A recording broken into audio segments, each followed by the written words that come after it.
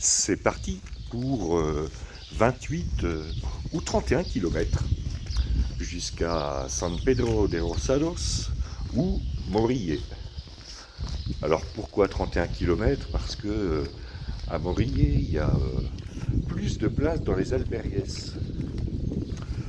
Je verrai ça quand j'arriverai à San Pedro de Rosados.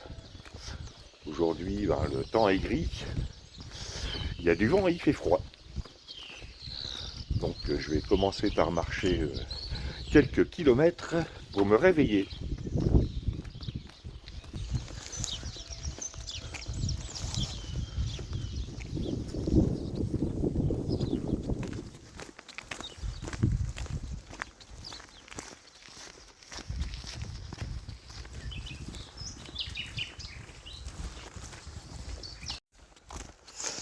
Aujourd'hui, ça va d'abord un peu descendre et puis monter avant de redescendre. Et aujourd'hui, je passe par le point culminant de la Via de la Plata au pic de la Dueña, qui est à peu près à mi-chemin de l'étape.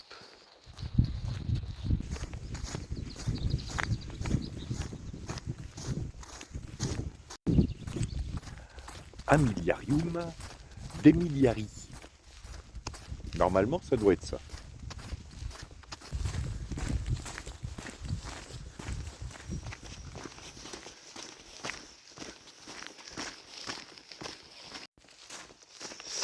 Je suis passé des affleurements et des murets en granit au schiste.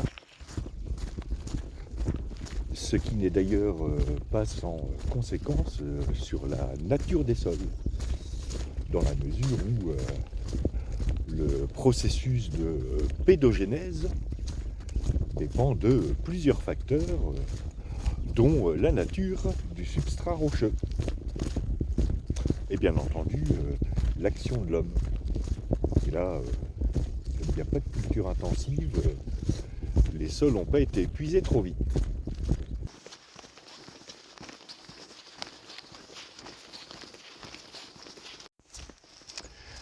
Hier, en fin d'après-midi, j'ai assisté à la bénédiction du pèlerin.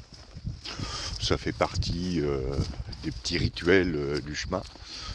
Même si je suis agnostique, c'est toujours intéressant d'y assister. Puis ça faisait une occasion de visiter l'église du XIVe siècle du village, qui est une grosse masse de granit. Tout le monde s'est pointé à 6h30 aux portes de l'église. Personne. Tout était fermé. Et puis, un peu avant 7h, on a vu quelqu'un arriver à l'albergue qui nous a dit « Bon, c'est bon, vous pouvez y aller. » Le prêtre s'était endormi. J'ai pas vérifié la réserve de vin de messe.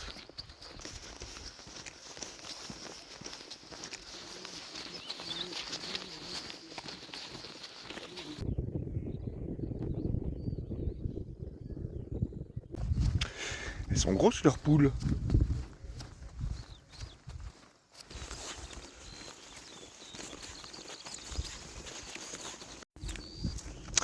Je reviens à cette bénédiction du pèlerin d'hier après-midi.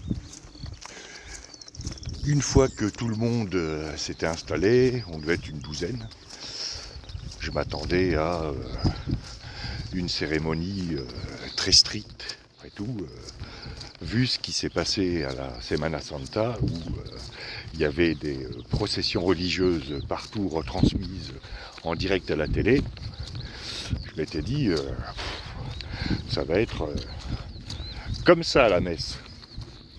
En fait, pas du tout. C'était pas la messe, c'était juste la bénédiction des pèlerins. Et le prêtre, c'était un vieux prêtre débonnaire qui nous a fait un one-man show.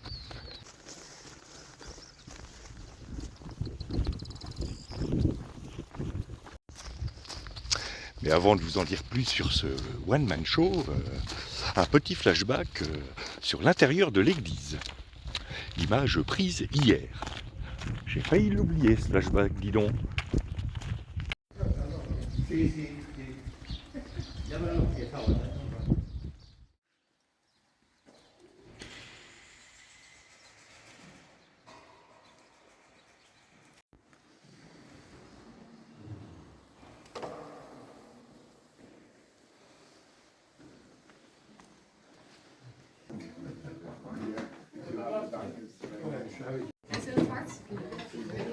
What a big, big dinner tomorrow.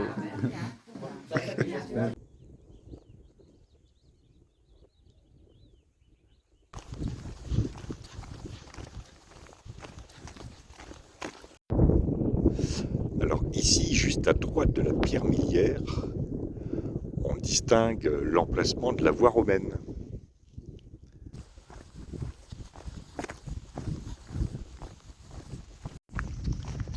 Et ça fait à peu près 4 mètres de large.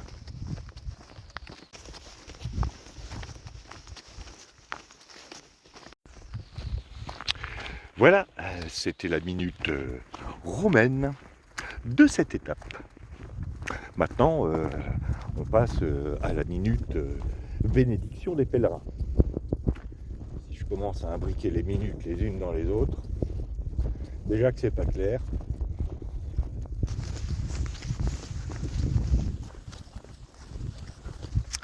Bien, après ce petit flashback, cette tranche de vie bovine et cette minute romaine, je reprends avec cette bénédiction des pèlerins. Vous l'avez sans doute vu sur les images, il y a des statues de bois dans le cœur de l'église. Ces statues ont été réalisées par un artiste local. Le prêtre a donc commencé par nous narrer un peu l'histoire de l'église, qui est toujours intéressant.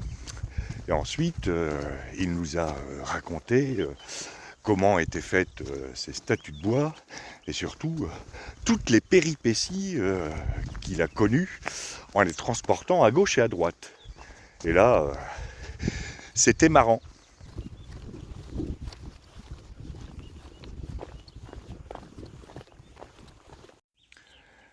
La suite après les cochons.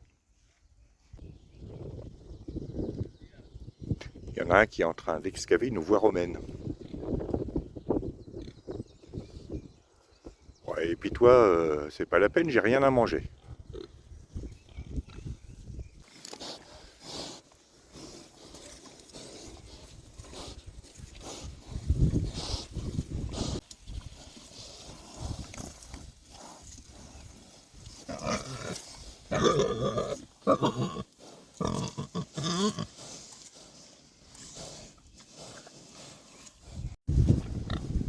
Vous savez à quoi vous me faites penser à vous battre comme ça? Au candidat d'un parti politique qui va avoir une investiture. Bah, désolé, j'ai pas d'investiture pour vous.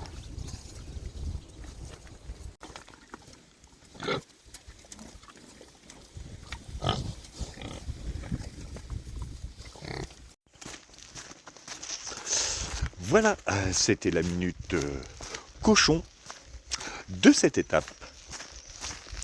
Bon, j'en étais où, moi, avec cette bénédiction des pèlerins?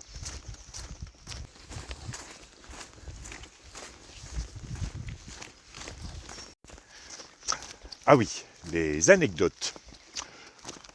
Je ne vais pas toutes vous les raconter, d'une part parce que je ne me souviens pas de toutes, et puis j'aurais bien du mal à reproduire la gestuelle et les expressions du curé. Entre autres anecdotes, le prêtre nous a raconté le convoyage de la statue de Saint-Jacques qui est sur la gauche du chœur vers Almeria. Et ce, dans le but de faire le trajet Almeria, le village où j'étais hier, en gros le chemin Mozarabe. Mais à cause d'un conducteur un peu inattentif, en reculant dans un parking, la statue a été décapitée.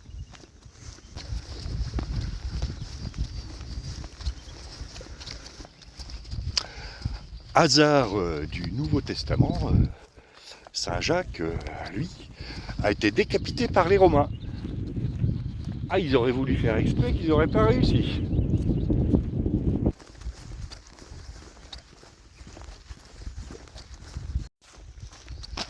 Autre anecdote, cette fois relative au Christ sur sa croix, qui a le bras gauche toujours cloué et le bras droit tendu devant lui, avec une gestuelle qui ne laissait aucun place au doute.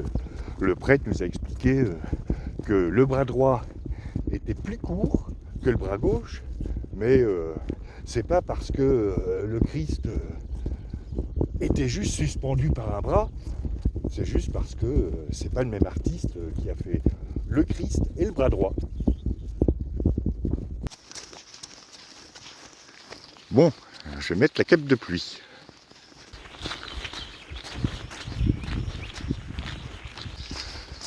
Et enfin venu le temps de la bénédiction, et là il a pris son goupillon et il nous a tous arrosé d'eau bénite, comme si on n'était déjà pas assez mouillé à cause de la pluie.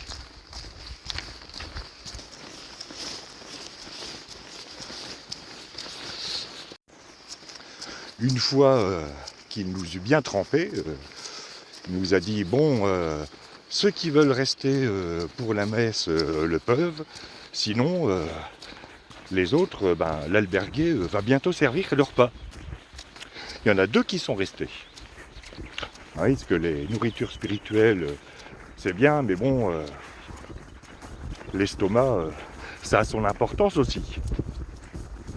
Ah, je vais entamer l'ascension du Pico de la Dueña. Donc, je vous retrouve là-haut.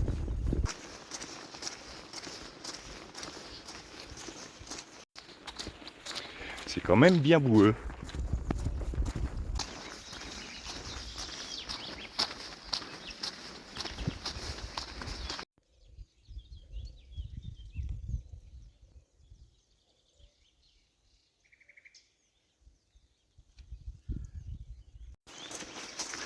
Depuis plusieurs jours, je suis accompagné par le chant des coucous le matin.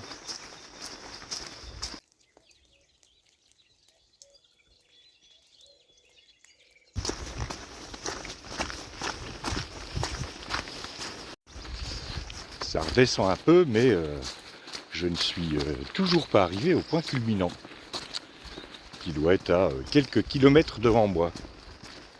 Jusqu'ici, la montée est plutôt tranquille.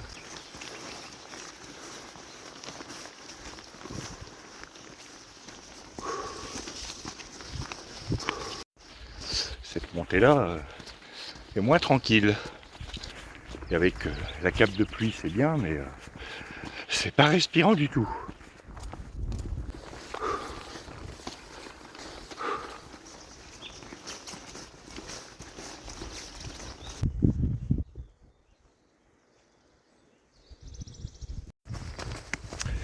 Pas aujourd'hui qu'on va avoir de la lumière.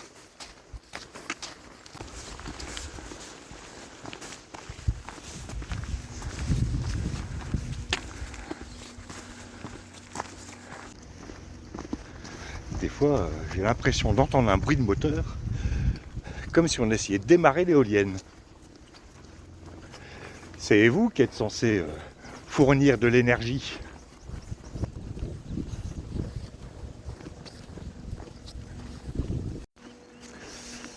Et j'aperçois là-bas la croix des pèlerins, qui marque le point culminant de l'étape.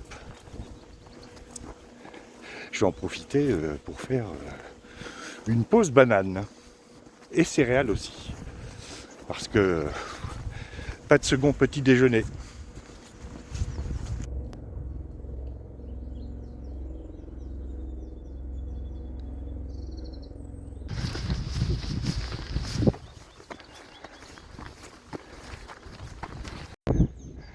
Voilà cette croix du pèlerin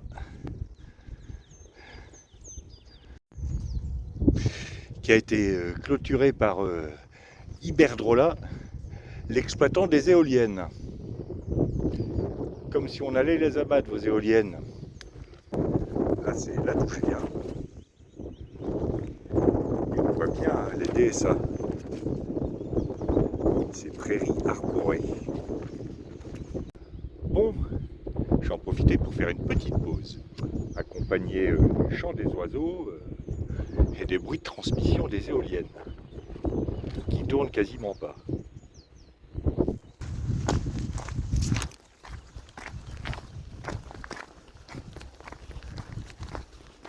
Bien après cette pause, j'entame ma descente vers San Pedro de Rosados, qui doit être à 12 ou 13 km. J'ai été rejoint au sommet par Marco, l'italien, Pedro, l'espagnol, et le père et la fille, qui sont espagnols, ceux qui font 2 chemins par an.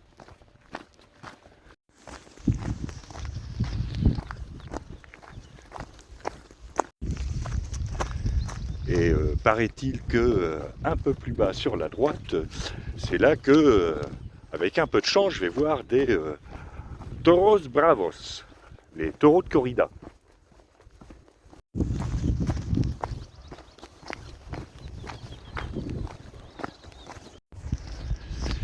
Et pour la descente, je ne vais pas trop prendre d'image parce que il y a pas mal de cailloux glissants, parce que c'est humide.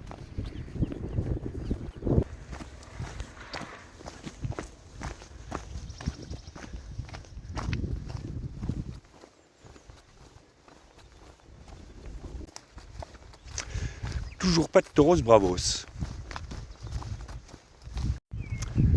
Ah, je vois un pèlerin là-bas qui s'arrête et qui prend des photos. Ce sont peut-être mes tauros bravos. Ou alors, il prend la photo de la clôture parce qu'il aime les clôtures. C'est pas une vache, c'est un taureau.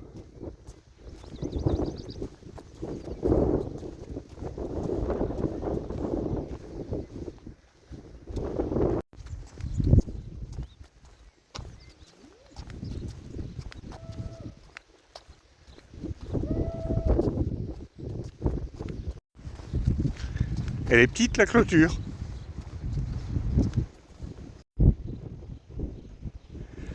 Voilà des tauros bravos.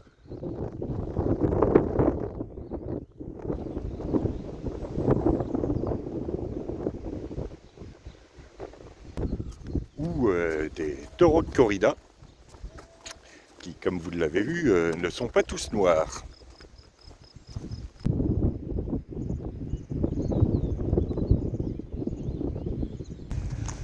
Je pensais voir plus de tauros bravos en Andalousie, mais en fait non. Salamanque, c'est l'une des plus grandes régions taurines d'Espagne. Elle a d'ailleurs un musée de la tauromachie.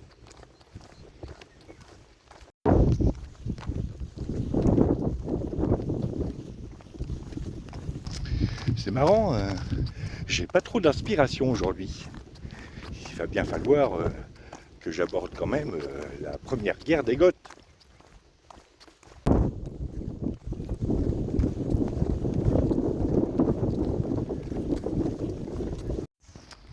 Bien, reprenons avec nos Goths. On avait laissé nos Goths toujours sur la rive gauche du Danube, donc au nord du Danube. Et si vous vous souvenez, en 238, les Goths avaient pillé la ville d'Istria. À la suite de ce pillage, les Goths avaient arrêté leur razzia, à condition que Rome leur paie un tribut. Jusque-là, tout allait bien, les rentrées étaient régulières, ça permettait de moins se fatiguer à piller les villes, jusqu'au moment où le nouvel empereur Marcus Julius Philippus, plus connu sous le nom de Philippe l'Arabe, parce qu'il était né au sud de la Syrie, décida de remettre en cause ce paiement régulier. Parce que bon, payer un tribut à des barbares qui vivent dans des baraques au toit de chaume, sentent le crottin de cheval, boivent de la tisane d'écorce de bouleau et sont incapables d'apprécier des plats aussi raffinés que les crêtes de pan frites, ça commence à bien faire.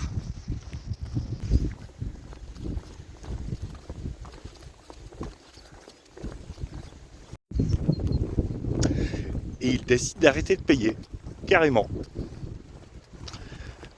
Le roi Ostrogotha, qui n'est pas un ostrogoth, on verra ça plus tard, mais juste un roi Ostrogotha, dont la lignée, paraît-il, descend directement d'Odin, envoie un de ses percepteurs, et même son percepteur en chef, voir l'empereur romain. Et le percepteur, c'est un Ericsson. Ils sont plus messagers parce que c'est trop dangereux en cas d'erreur dans la transmission des messages. Ils sont plus explorateurs, mais percepteurs. Le percepteur, ça rapporte mieux.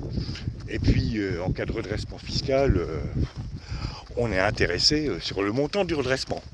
Donc, ouais, percepteur, c'est bien.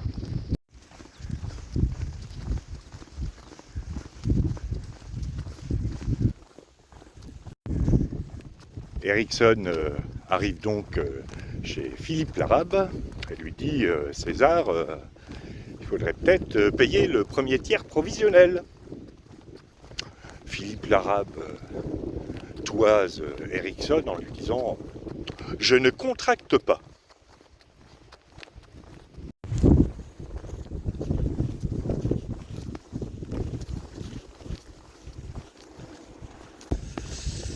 Ericsson est bien embarrassé et pourtant il se tourne vers César et lui dit écoutez César, si vous ne payez pas, vous allez avoir des pénalités. On va vous envoyer un courrier en recommandé et vous aurez intérêt à vous exécuter avant qu'on vous exécute.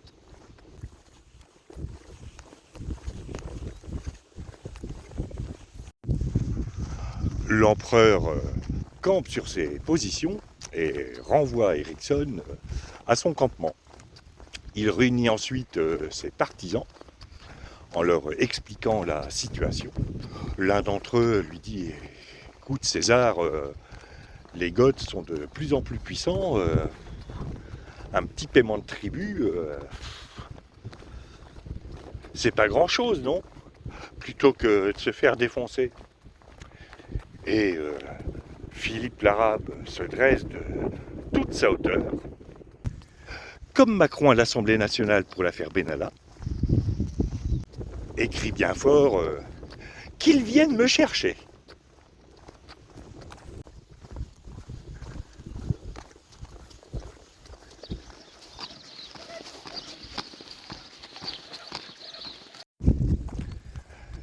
Les Goths iront-ils chercher l'empereur? Eh bien, vous le saurez après la côte.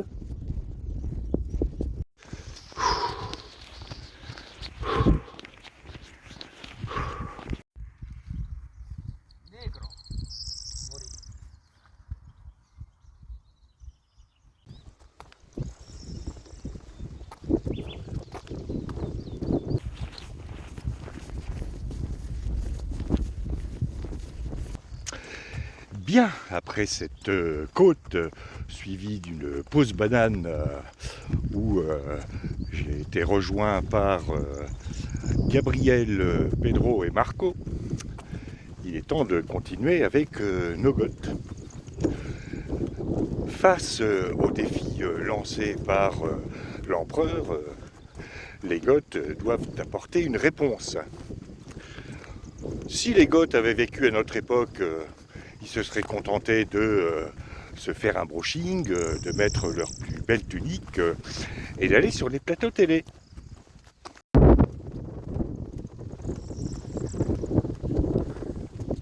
L'air furieux, péné ou pénétré, ils auraient accusé l'empereur d'être méchant, que ce qu'il faisait c'était pas bien, et que s'il était plus gentil, ben, il serait moins méchant.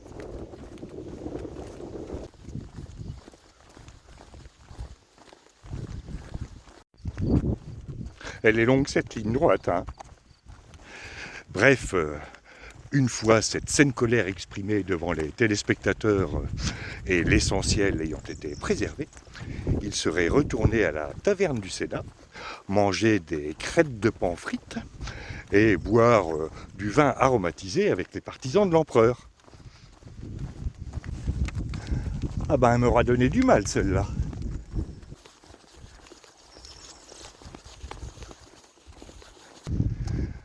À cette époque, les plateaux télé n'existent pas.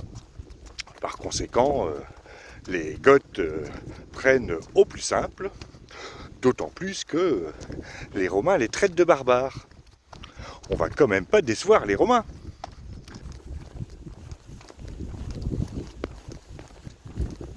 C'est ainsi qu'en 248, le roi Ostrogotha, accompagné de ses fidèles lieutenants Argedo et Gundericus, tu parles d'un nom, décide de passer la frontière. À l'arrière de l'armée, il y a bien sûr le percepteur Ericsson, parce que celui qui tient la caisse, c'est jamais en première ligne, il a intérêt à se faire discret. Aux guerriers, les nions, au percepteur, le pognon. Ah, un virage.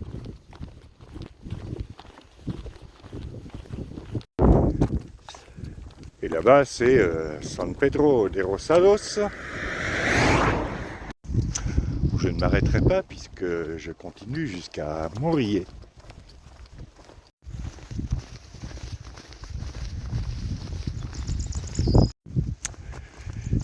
Bien, après ce petit aparté, je reprends.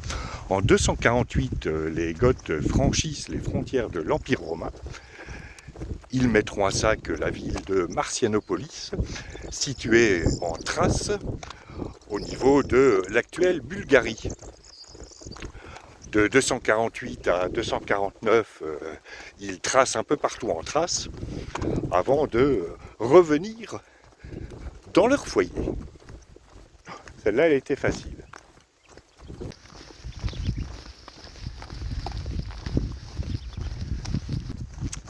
Ah, ça rigole pas le recouvrement d'impôts chez les Goths. Je me demande si à Bercy, ils sont pas un peu Goths.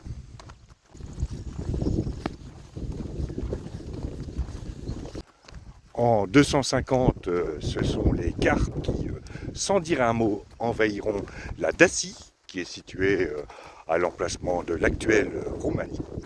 Et plus tard, ce sera le roi goth Kiniva qui se rappellera aux bons souvenirs des Romains. Mais de tout cela, nous parlerons demain, en espérant que j'ai plus d'inspiration.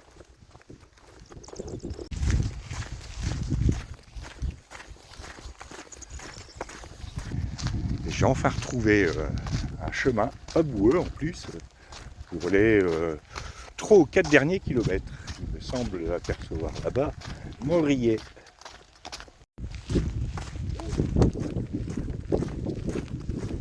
Je vais bientôt faire mon entrée dans Morillé.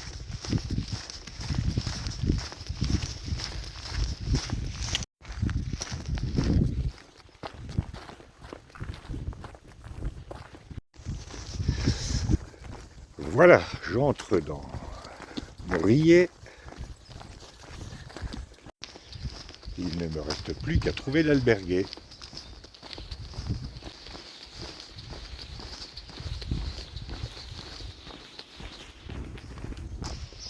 Bar, check. Bon, elle est où cet alberguer? Voilà, enfin arrivé après un peu plus de 31 km. Demain, ça va être plus court, 20 km, plus court que prévu parce que je devais m'arrêter 4 km avant. Donc demain, ce sera 20 km jusqu'à Salamanque. Salamanque où je prendrai une journée de repos. À demain. pour de nouvelles aventures.